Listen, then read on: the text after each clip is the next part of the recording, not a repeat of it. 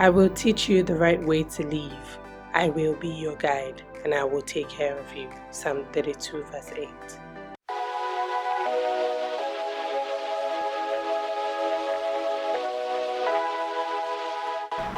Hello, welcome to Live, Love and Laugh with TOSIN. Thank you for all your love and all your support on my last video. If you've not seen that video, I will link it in the description box below. If you are new to my channel, welcome. On this channel we talk about all things living, loving and laughing, and today we will be addressing a very touchy, sensitive, difficult subject, of grief. How do you grieve? how do you cope with a loss of a loved one? How do you deal with the pain, of living without them? How do you deal with the changes that come with losing them? And there's been so much loss, around me and around our world, many due to the pandemic, but many more that are not even due to the pandemic. You just hear of people that are so good, people that inspire us, our lights just go off. And yes, it's easy to say heaven gained an angel, but the truth is, for us, it just feels as though they've taken that person that means the most to you. Like today I will be discussing with my friend. Amaka is my sister. She's been my friend. Amaka has been my friend alongside my other friends for over 15 years, and we were supposed to be doing a friendship tag, similar to what I did with TOSIN last week, and then of course we would have addressed some other issues, but the Holy Spirit really did want us to do this and do it immediately. And I think that's why we're having this conversation. For the longest, I didn't even know how to ask her. I didn't know how to ask Amaka. I'm like, God, how do I ask Amaka? I'm not very good with these subjects, even though I've been with her through losses, losing a father, losing a mom, and then all of the drama that comes with it. I'm not the one on the journey, so I would really never understand. I mean, I could feel for her because she's my friend, but I didn't go through the journey, so I still was very careful not to go there. But thankfully, she obliged me. I reached out to her just some days ago, and I'm like, sister, we need to address this issue. God is sending us, to address this issue because someone else is probably watching. And the Bible also says that we should comfort others with the comfort that we have received, and I think that's what Amaka is going to be doing today. We don't claim to know everything about grief. Nobody does.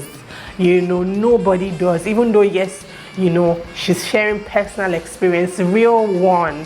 She can't answer all the questions in the world, but we can try.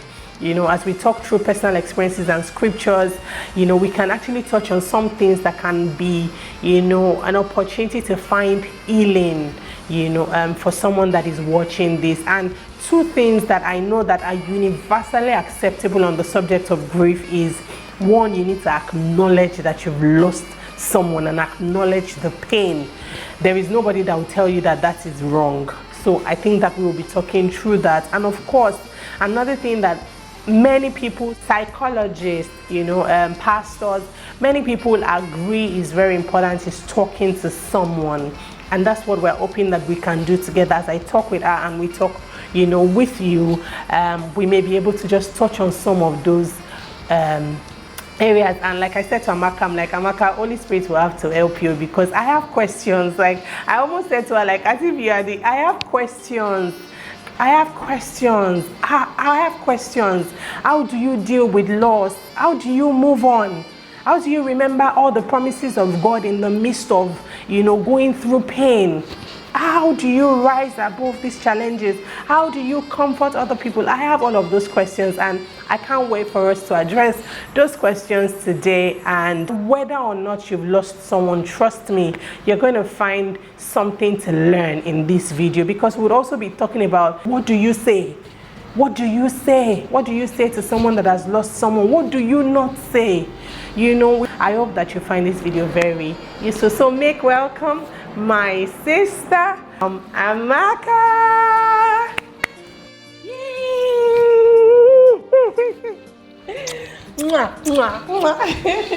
Hello.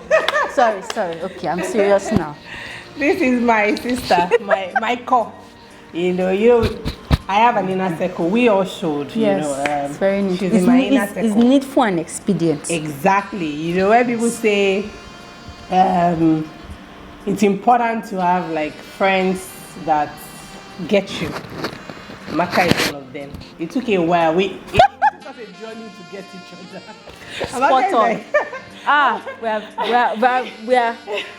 Let's keep it. Don't worry. Let's move on. You know, but I was so happy that you chose to do this with me. And like I said in my introduction, even though she's my sister, I really could have asked her anything, and she would have obliged me. Grief, death is such a touchy subject that I don't even have the capacity to go there. So for the longest, I mean, I like I said in the introduction too, I was with her, you know. I think mommy's own is the one that shocked me the most. Yep. Because mommy asked to see us. She asked to see us. That's so true. We had postponed that meeting. She asked to see us. We have a fellowship, you know, and mommy is we even hosted most of the fellowship in the house. In the house, go. You know, so mommy asked to see us. We postponed that meeting, and thank God we didn't postpone it. We had that meeting in July. Yeah. And she passed in August. Yeah. Yes. And then the day that mommy passed, we had the fellowship. Yes. We were in the house in the morning. That's why I didn't go home. We were in the house in the morning. So true. I didn't even remember. We were in the house. That was the day I was selling cultural. You were selling cultural. That Muna came. Yes. And then that's so true. That's so true. That's so true. And she bought her own. She was like, she said, hey, Blackie, oh yeah, now your money.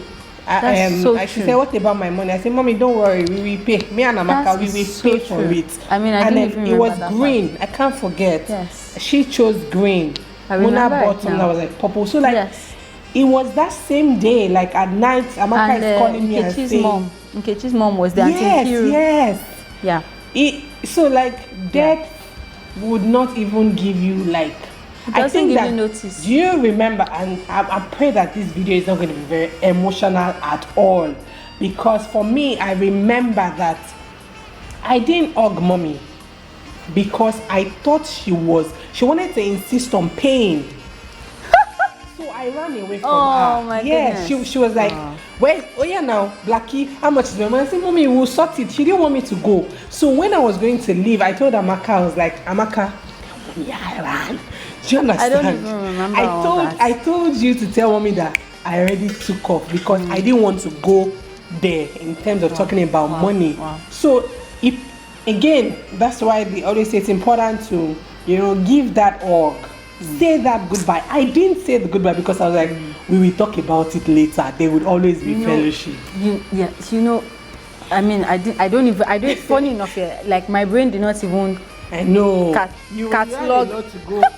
You were going through a lot by yourself. But and this, I mean, as we go along, please remind me to focus on the camera. As we go along in the conversation again, it is something that I've learned. I can't say over my life. I have learned hard from experience that there's no better time to tell someone I love you than like at that time, in that moment. Absolutely. Now, I mean, I remember in secondary school, someone once defined now as 0 to 25 or 20 seconds.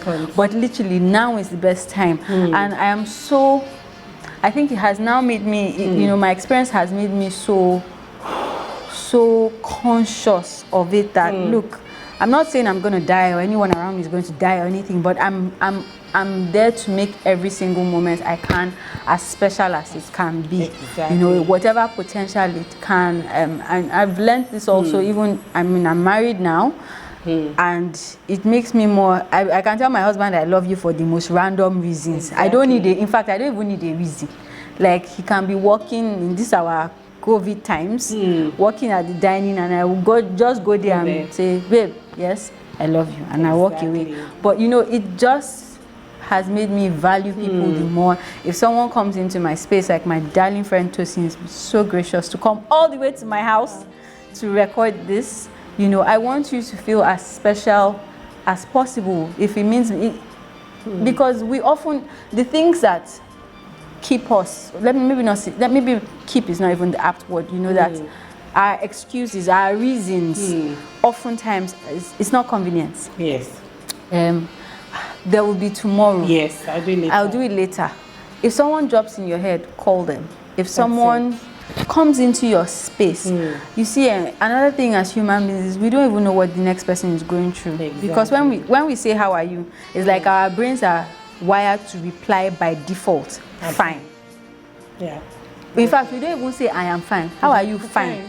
Fine is the whole sentence. And fine, I'm fine, or fine, I'm okay. They do not tell how you are. Exactly. Especially even using in the era of using phones, and you know, if you are chatting with someone and you can literally send an emoticon of laughing when you are dying. Like, how are you? You're like with your emoticon, with your smiley. I'm sorry, that sounded. But you are dying. Pain. Yeah, absolutely. So like, it's so you can't stop at just saying how are you. You kind of just have to be more intentional and be deliberate about stepping beyond yourself. And I did say this even in the friendship tag that I had with TOSIN, that, you know, TOSIN was talking about the importance of validating the people that we love. Shout it to the rooftop.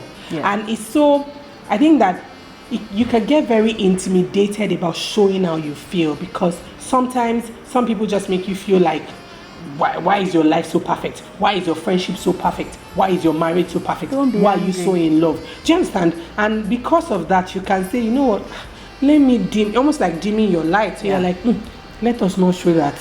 You know? Yeah, and I mean, that's absolutely apt, because over time we've, and I was saying this to a group of other ladies I was talking with earlier in the week, that it seems like our life have been, we've been preconditioned to be okay, so that the other person can be okay. But my state of mind cannot determine your own state of mind. Exactly. If you are joyful, if you are whole, you will be comfortable in the other person being whole. Yes.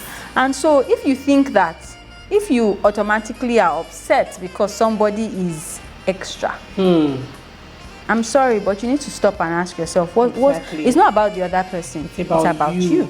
And I can speak to this because, you see, my friend TOSIN has always been extra. We love her extra. And I am so not extra. Like, our personalities are... I'm the most extra of the four. Our personalities My wife is so minus extra. Our personalities are, I can't even say different. Different does not... Different is a mild... Divergent. That's it. Gosh. You know, the truth is, her extraness makes her the best version of TOSIN that she is. And if she weren't extra, I couldn't love her how much I love her. That's it. You know, and she couldn't contribute to my life extrally like she does. So why will I want her not to be extra? That's it. So we need to, I think that what that speaks to is we need to check ourselves. You know, you know what? Let's go to our topic. Let's not talk about the topic of today. And like I said, we're addressing a very sensitive, touchy, difficult subject of grief. You know, losing someone that means something to you, losing the people that you love. You know, it's almost like they turn off a light that was your source. So imagine like you're in a dark room. You got used to having light, and then they left you in perpetual darkness. It can be very, very tough. We will talk about all of those issues today, and it's not even just about whether you've lost someone now. It's about, we can learn even through these conversations what to do, what to say, what not to say, you know, how to behave, what are the expectations. And Amaka would share, you know, from a personal experience of, it's not beans, not to have father and mother, father and mother. And it's not as if they were sick, like Amaka would say. Some people say when they are sick it's easier or something. True experiences that are totally different but painful. So she will be sharing, you know, from that, and I have detailed a few questions that I'm hoping that would address some of the concerns that you're thinking about, even as you watch this video. So let's get right into it. I think first I would want you to share a personal experience. What, I don't expect you to like relive all of the moments, but what was it like losing your dad, losing your mom? How are you still standing? How are you still living? Okay. So, how am I still standing? How am I still living God? Yeah. How am I still standing God? God. How am I still saying God? How am I happy? God. How do I have joy? God. How do I find strength to go on? God. Everything is about Him. There is no me without Him. There is no, and this is not even trying to be spiritual or speaking Christianese or anything like that. Oh yes, you know, the reality is, and I call God my source and I call God my Father, because without Him, oh, it's not possible for me to still be sane and be whole. So that's that. Now, how did I feel losing my dad and my mom? So I lost my dad at 22 and I lost my mom at 20, roughly 5 years after, so about 27. I was two different people in those times.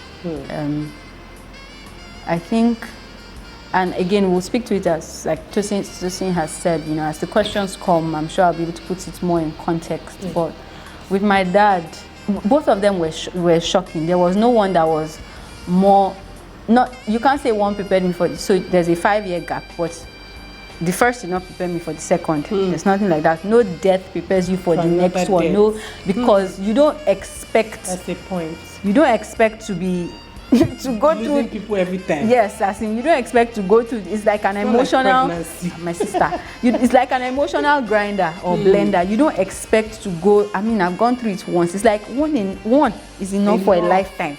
I don't expect to go through it again and so soon, because you know we're taught that time heals. We'll get to that. Don't let them scam you.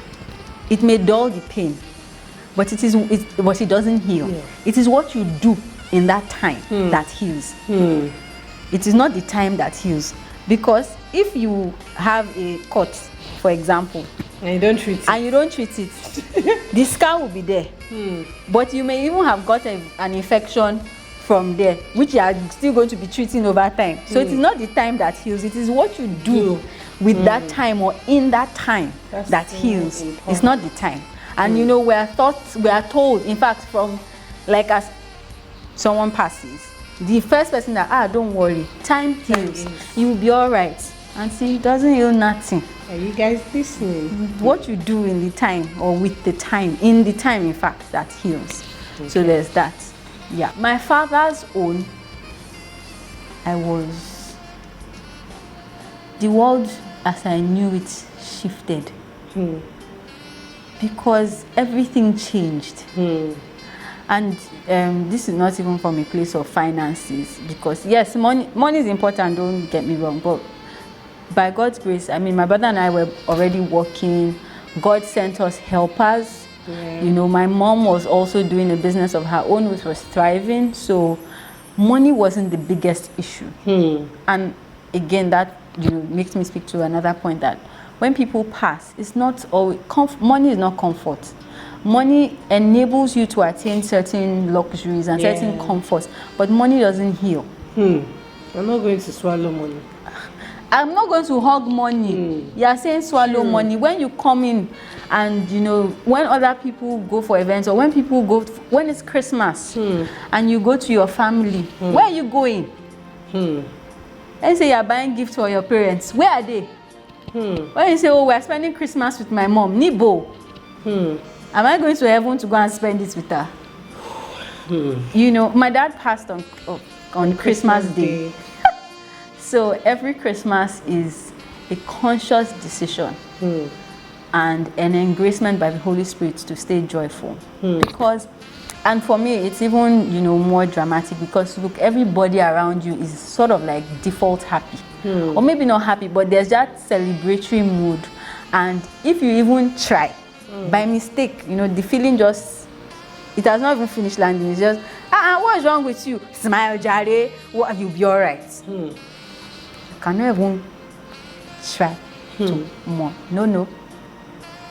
Because, again, one of the questions my friend has arranged and concocted for me, we'll get to that. But yeah, I mean, so how did I feel? The world shifted. The world as I knew it. I mean, I was raised very, I won't even try to lie. I was raised protected. I was raised sheltered. My parents were very intentional about the training we received, the friends we had, the relationships we built.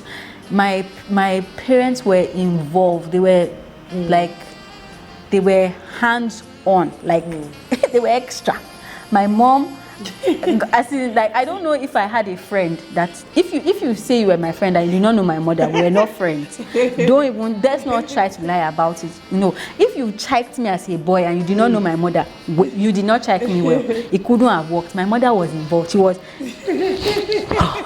sat. Like, this is my child. I am here for the long run. So that was when my mom died. Tosin has said it, the lights went off. That's the only way I can. Like, And I think that for you also the experiences were different. Oh, yeah. Because the circumstances were different. So I think for that it was like there was even like a whole lot of drama. Can you touch on it just a little? Because someone is probably just asking like, what happened? My dad, so on the quick summary, on 25th of December 2011, wow, it'll be 10 years soon. My brother was up doing midnight call with his then girlfriend, now wife. Holla, if you guys are watching. And he woke me. We were sleeping in the living room because we're up. It was Christmas season. We're up at night watching movies, and he said, "Oh, there are people moving around the house." We lived in a building with 4 flats. I mean, it was a quiet neighborhood. It was an estate, so people moving. I'm like, eh. But he woke me. You know, you could tell that he was a bit concerned. And then there was this loud bang. Everything happened really quickly. But summary of the story is my dad was murdered. About 5 or so men came into our house. My dad was murdered, stabbed severally. My dad pushed my mom out of the bedroom where they shared, and there was a lady who lived with us at the time, Auntie Choma. Yeah, so my brother made sure that all we women were safe in the living room, and then, you know, we could hear very clearly, very loudly, one of the assailants, you know, attack him, and he screamed. You know, my brother is 6'4", so he's not slim.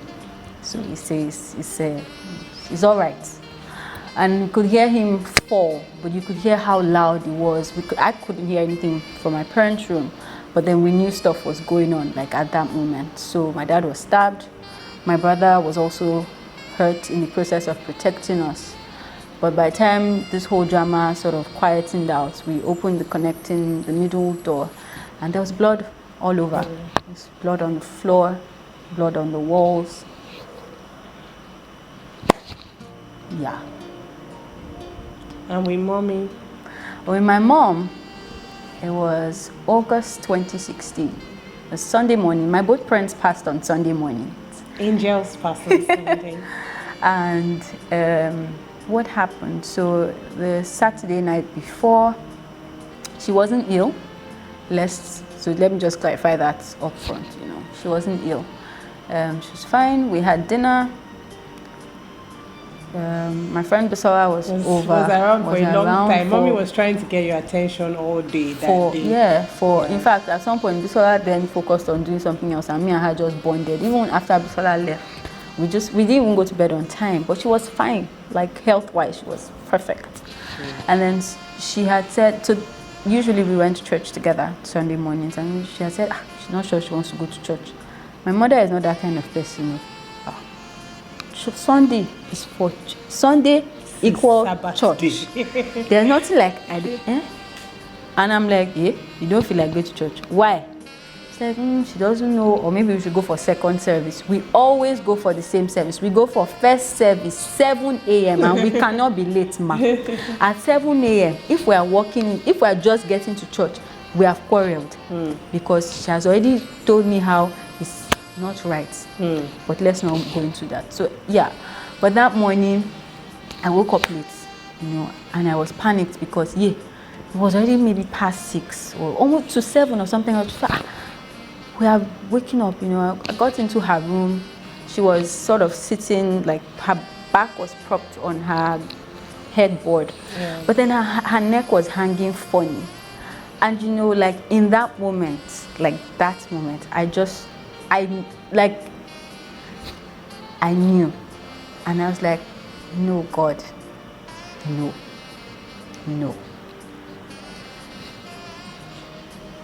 Yeah, but it was yes. I know. Oh, that was some sharing. I'm going to run through the questions now, and the first one I try to lump it up together, and that one speaks about, is there a right way to grieve? Because people seem to think that the only way to grieve is by, and of course you talked about our personalities and how it can affect, how we grieve. But some people in their head, I don't know if it's constructs or just preconditioning, they just feel like if you are not crying, jumping up and down, rolling on the floor, you kill the person. Do you understand? For them, they don't understand. They feel like you don't feel any pain. Is there a right way to grieve? No, there's no right way to grieve. How I grieve and how you grieve cannot be the same. Exactly. We are not the same people. Our experiences are not the same. We do not process emotions the same way. Our personalities differ. Our faiths differ. Because your faith oftentimes influences, or your cultural beliefs influences to an extent how you grieve. So we cannot grieve the same. You can choose to cry, and I don't even know how to cry.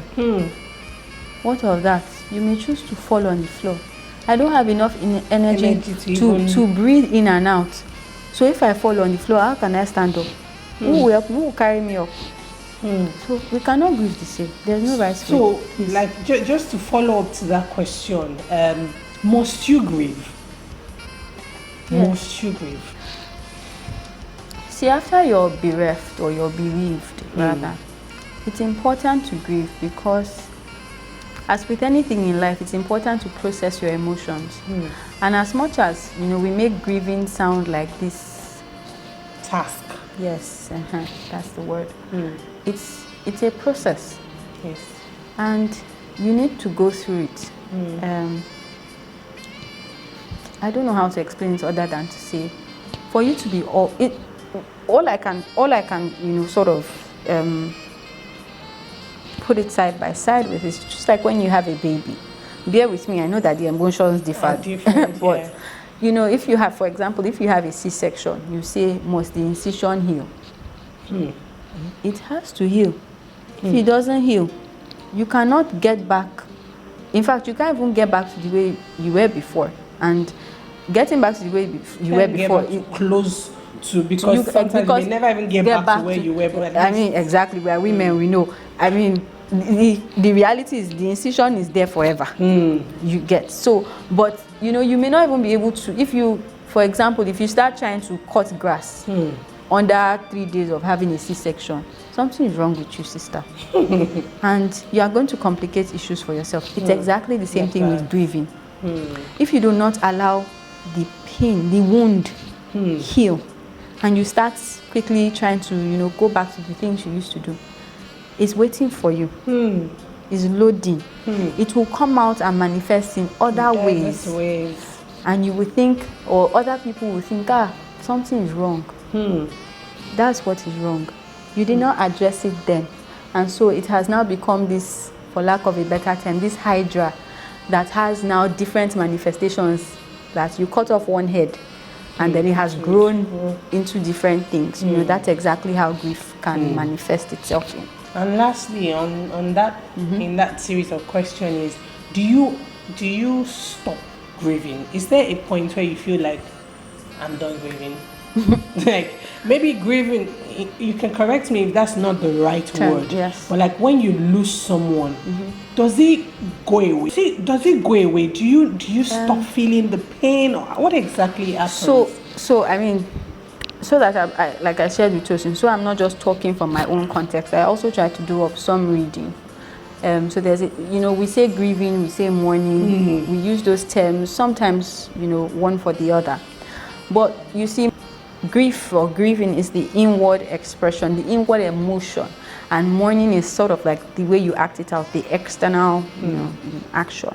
Now, as Nigerians, different tribes and communities and localities have, some people say 40 days, some people say 1 year, some people say when you're in mourning you have to wear black, some people say you have to cut your hair, some people say the list is endless. Now the truth is, you see, after those, and I'll just use the 40-day example, after 40 days, it doesn't mean that you're no more feeling the emotion. It's still there. Because take for example a woman who's lost her husband. They've been married for what, 25, 30 years, or even let's say 5 years. 40 days, 5 years. They've been married 5 years. It's not even that they knew each other for 5 years. What if they dated for 2 years, all that, and then you take 5 years, you take 40 days. How can you expect that the person can just switch back like nothing happened? Now, same. So that's the grieving, mourning, difference. With grieving, however, and your question was really about, does it end? Yeah. Yes, it does. But it's a process. And I must emphasize this, it's a process. There is no one... Yes, there's not a cutoff point. It's not 100 meters senior dash that when you reach the belt, it has finished. No. Now, there's a psychiatrist here. There's a thought model, in psychology, psychiatry rather, that talks about, it's called the Kubler-Ross model, I think, and it talks about the 5 stages of grieving. Now, I should say at this point very clearly, there's nothing wrong with the model. It's quite true, because I read it up and then I thought of my own experiences. But we go through them at different places. So there's anger, there's acceptance, and I'm not saying it in the order. There's anger, acceptance, there's depression, there's denial, there's shock and denial. Look, I can start with acceptance and move, shock and denial will come after, so we go through them differently, differently as individuals and at different spaces in time. I can choose to go through shock for 1 year.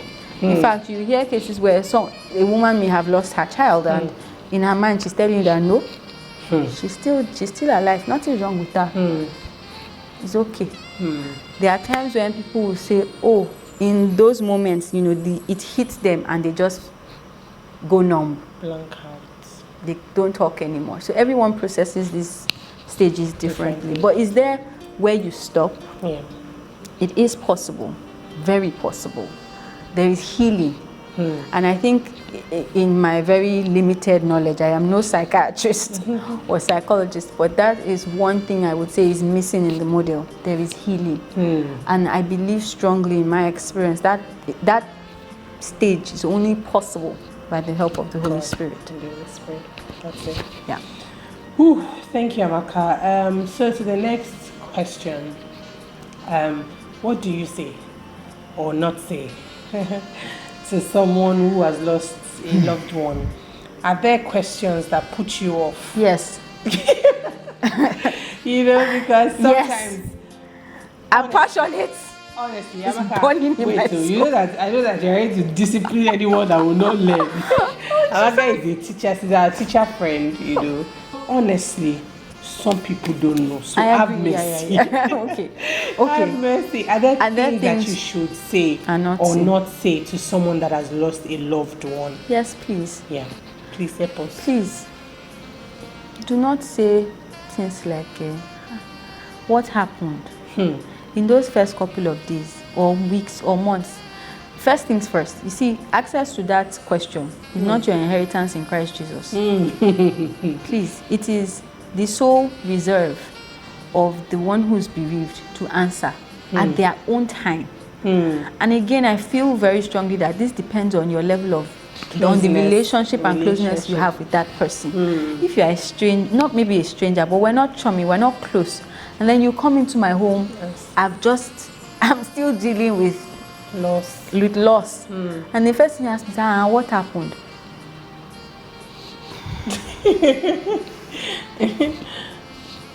Sister or brother, please don't. That's the moral of my story. Tosin has told me to.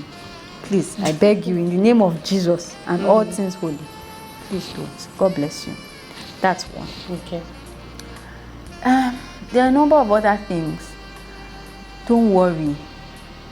I mean, I think in fact, there are so many things. In fact, I was saying to Tosin that I Googled it, and it's almost, 4 years I lost my mom. I was offended in some of the things. I was like, how dare you?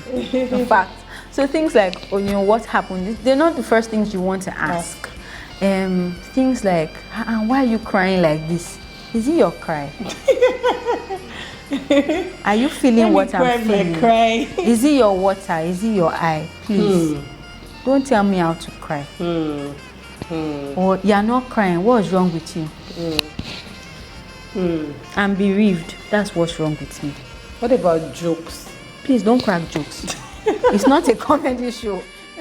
Please. I mean, like I said, people handle grief differently, but I can't even imagine you going to someone's house who's had life and you say, what happened when the chicken crossed the road? Honestly, I think really that maybe I should just move on to the things you should say. You see, with loss and grief, the paramount, one of the emotions that are at the forefront of how you feel is alone. Is loneliness. And for lack of a better term, it's like it's like it becomes a person that walks in and cloaks you like it's a garment. You feel alone. I don't know how. I mean, different people feel it in different ways, and I can only speak to how I felt it. And when I lost my mom, so as Tosin has said, I am not extra. I am me. I've always been me. I've always been different. I've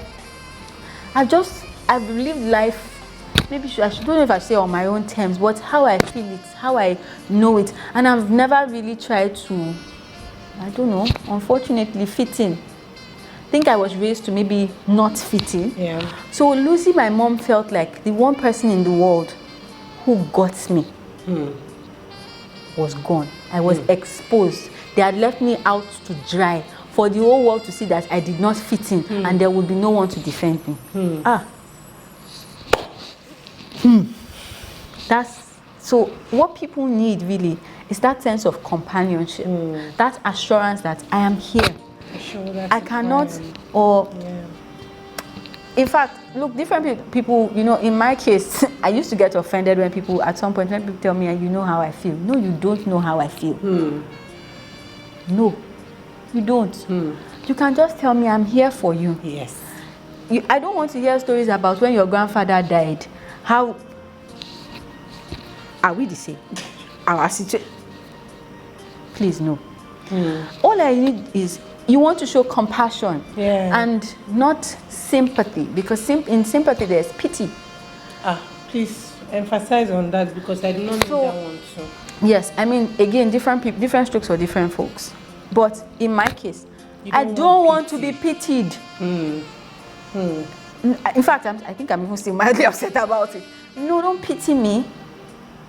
Because pity is like, that unfortunate poor cousin. No, I'm not. Yes, life has happened to me, but I'm not the poor cousin. No. I remember, in fact, I'm not sure, I don't know if you were at that meeting or if I think Oke was there, but I'm not even sure if, anyone else other than me picked it up. We were in a gathering one day, and I was telling my story, and someone said, what is the difference between you and Job? It was years after my, yes, I'm not joking. Job in the Bible? Yes. You? Yes. And Job in the Bible? Yes. Okay. And you know, it was not like the year my mom died, or maybe even after. It was a while after, but it entered. Kai, like you could hear the pity and maybe not disgust, but that don't bring your bad luck in my direction kind of. I'm not a bearer of bad luck. Or people avoid you because they don't know what you stand for. You do not stand. No human being is a representation of pain and sorrow. Yes. Nobody wants it. Yeah, not what you go through. No. That's it. Did I say, oh yeah, life happened to me? No. I want to know that there's a shoulder I can cry on. And you know, I'm sure Tosin must have said this. You know, she even said this. You know, she's part of my core. I don't even remember any experience. Even, you know, losing my parents have been my most painful experiences. But I can't even remember those experiences and not remember my friends. We've been friends for what, 15 years? Yeah. I remember when my mom passed. Her car stopped in Ikoyi. She found some random people. See, this is within the first week, or I'm not sure it was up to 2 weeks after my mom passed. She did not know these men. No, guys, this is Lagos. They helped her to push her car inside the NNPC filling station. You remember? Yes. She now booked Uber. Called her husband. He came to Ikoyi to sort the car with mechanic. And my friend still came to where I was that night. Who does that? The night my mom passed Sunday morning. Yeah. That night, from I don't even know at what point, but from evening, Tosin called me. Where are you? We're coordinating mortuary. Yeah. She met me somewhere on the road. She came back from from that place. She didn't even come with toothbrush. Nothing. Just the clothes. I slept at Tuche's house. Yeah, we slept on Tuche. Just the clothes on her back. That is companionship. That's what people need. And you know, looking back at my both parents' experience, you know, losing my mom and losing my dad, I think I was able to go through my mom's a little better, not a little, considerably better, because I had that community. In fact, at some point, I remember my friends took turns. I think it was one a night or two a night. They were literally rotating. In fact, I remember our other friend, you featured Okena. Yeah, Tosin, the other Tosin who was on. One time, she didn't even have clothes to go to work. She had to wear one of my clothes to go to work. But that is what you need. And then we had a vigil. You need companionship. You need people who can literally bear you up in prayer, because, auntie, uncle, you cannot pray. It's tough. You don't have the words. You cannot scabash in the Holy Ghost. It is tough. But what you can do is listen to worship. You need people who can, I'm sorry, I'm taking it a bit too long. Problem. You need people who can bear you up. You need that sense of companionship, people to encourage you and let you know that, encourage you, just let you know that they are there, really. I think that's the greatest need when you're grieving. And then people to think about the other things that you cannot think about. You know, food. Yeah, you know, like I said, everyone processes grief differently. There are times, there are times when you're grieving and there are other legal matters to sort. There, you know, those things come up, or even burial arrangements to sort. If it's something you can't get to, you need people who can just get to it, and they don't feel indebted for it. Yeah, as in they don't feel like you owe them for it, because that's another feeling. That's another thing. That's another thing. I think that, you know, and I don't know how this works, but when you're grieving, and this is something maybe a lot of people don't realize, it is very easy to filter fake emotions. I don't know why, but I think because you are in your feelings, you know, at that time, like you're very in touch with how you feel. If you come to me and like, I can almost smell it that is fake. And again, personalities differ. But for someone like me, don't bother. It's better for you not to, in fact, moving on. Okay, why do people wait for people to die before they validate them? And even in this past 2 weeks, and sometimes I tend to feel like as though I'm guilty of this. We all are guilty. Yes, and I'm being brutally honest, because sometimes, I mean, yeah, we do on their birthdays, sometimes on their special days. Now with growth and awareness, I'm a bit more intentional about it. And like Amaka said, even, you know, to our husband, just randomly, you can just say, I'm grateful for you, I love you, you know. But the truth is, some people have touched us in so many ways that we just didn't. Sometimes some people just feel like, I don't need to go online and now go and post this person touched. Some people are grateful, but they just don't know how to express it. And also, could it be because society also thinks that they want us to validate people earlier, but they don't appreciate it earlier? So I get your point. So what exactly is? I mean, this is again from my experience. I'm no professional on the subject, but why do we tend to validate people? Because we think that that's the right way to honor their memory. But no. We're sort of like, when people have their birthdays, they give birth to a child, or maybe, you know, we feel like occasions are the times set apart for these sort of things. But the truth is, everyone, and this is something that, you know, God taught me, I would say last year, everyone needs to hear, every human being needs to hear these 3 words. You are loved, you are valued, and you are enough.